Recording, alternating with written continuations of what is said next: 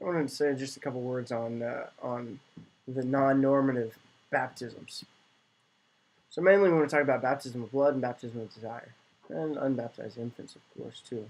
Um, so first of all, what's the normative way to receive the grace of forgiveness of sins? Right, Christ has established the normative means as we encounter His passion, death, and resurrection, and the grace from the cross for forgiveness of sins through baptism by water. Right, the pouring of water over one's head with the intention that Christ intends. I baptize you in the name of the Father, Son, and Holy Spirit, and Christ's grace pours upon the person, right, for the goodness of sins. Okay, um, but what about those? We just talked about the catechumenate for that are studying for 2 to 3 years, maybe that haven't been baptized yet, but they're persecuted in the Roman persecutions, or in everyday life today, right? Somebody that's planning to be baptized. But then they encounter somebody, right, who threatens their life because of their faith, right? These people, what if they die, right, and become martyrs for the faith, even though they're not baptized? Well, the church would recognize that even though Christ, right, sets up the sacraments and the church as the means to receive His grace, He's not bound Himself by the sacraments, right? He can work outside of them. And just like remember that example I gave, I can set up a banquet in my classroom and say the only way to receive the food of the banquet is to walk through my door. Um, I also have the means to walk out and say the person that was absent, um, he didn't know about it. I can walk and take a to-go box and give it to him, right? Easy enough, right? So the same thing here in this sense that those people that aren't that don't receive water baptism, um, but are still open to Christ and the forgiveness of sins and die for their faith, are baptized. The church says by their blood, right, by their death. And what is baptism all about? To be baptized, to be washed, baptized, washed, right? So they're washed of their sins by their very witness of Christ, by their giving of their life to Christ, right?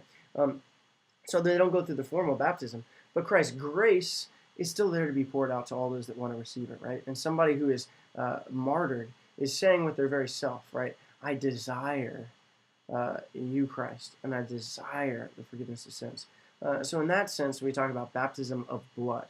So a non-normative way that one receives still the grace of baptism, right? Second, baptism of desire. We can split this up and say baptism of implicit or explicit desire. Explicit desire. Let's say somebody who is desiring explicitly shows forth that they want to be baptized, right? And they're on their way to the church to be baptized, and they're hit by a drunk driver and they die, right? Um, that would be a baptism of explicit desire. Why? Because they're showing their soul, right? It's not about imagination. It's not just minimal stuff, and it's not just doing physical things, right? But what do we say, right? It's all about grace. Right? And so in their soul, they're showing I'm open to receive it, right? Explicitly, they're showing they're open to receive it, but they die before they can physically encounter baptism with water, right? So when they encounter the particular judgment, when they encounter Christ, they encounter Him with that open soul, right? With that open heart, right? And Christ doesn't say, sorry, too bad, right? Or I deny you something. But Christ says, right, for all those that desire it, I give it, right? And so He pours out the grace of forgiveness of sins to those people, right, that explicitly desire it but die before they can receive it. That's a good example of baptism of desire. Explicit. Implicit desire is like our favorite example of the guy in the Amazon jungle who is uncatechized, doesn't know about the gospel message, doesn't know about Christ, but he's a person of goodwill. He's open to natural law and truth, right, and goodness as best as he knows it, right?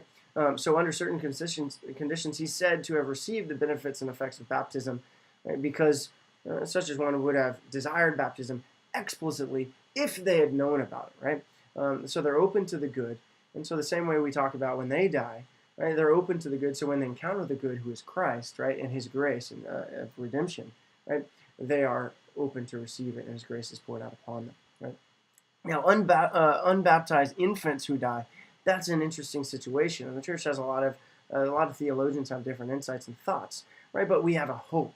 We have a hope that unbaptized persons, they don't willfully die for the faith, right? They're not old enough to be able to do that. And they don't implicitly desire baptism because, again, they're not old enough to reason as well, right? So you have neither one of those that fit, right? But we recognize, right, that Christ says is necessary to receive baptism. So we recognize that, well, same with unborn babies.